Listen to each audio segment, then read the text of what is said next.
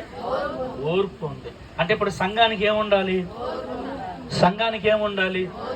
ఓర్పు ఉండాలి. సంఘం అంటే ఒకరు ఇద్దరా? సంఘం అంటే ఎవరు? అందరూ కలిస్తే సంఘము. అందరూ కలిసినటువంటి సంఘానికి ఉండవలసింది ఏంటంటే ఓర్పు. దేవుని స్తోత్రం. సంఘానికి సహనం.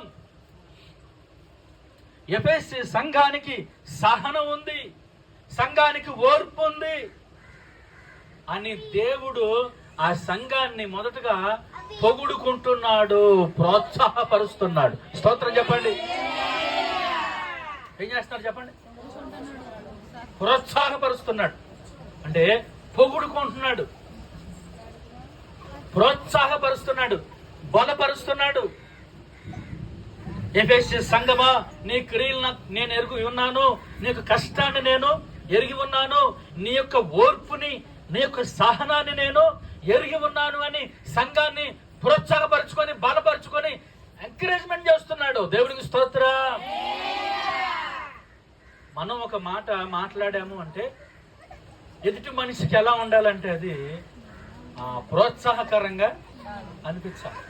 అంటే ఆ మనిషి ఒక పని చేసేవాడు 2 పనులు చేయాలనిపించాలి. అంత తినేవాడికి ఎంత తినాలనిపించాలి. మీకు అర్థమవుతుంది నేను చెప్పేది? ఒక పని చేసేవాడికి ఇంకో 2 పనులు ఇంక ఎక్స్ట్రా చెయ్యాలని అనిపించాలి. అంటే దేని వల్ల అనిపించింది అది? మనం మాట్లాడే మన యొక్క మాటను బట్టి. దేవుడు చూడండి ఎంత జ్ఞానంగా, ఎంత చాకచక్యంగా మాట్లాడుతున్నాడు, ఎంత అనుభవపూర్వకంగా, ఎంత చక్కగా దేవుడు మాట్లాడుతున్నాడు. అంటే ఎఫెసీ సంఘమా, నీకు ఓర్పు ఉంది. స్తోత్రం చెప్పండి. అలా కాకుండా నీ మొహానికి ఏం ఓర్పు ఉంది అన్నాడు అనుకో, సంఘం ఏమైపోయింది ఇప్పుడు?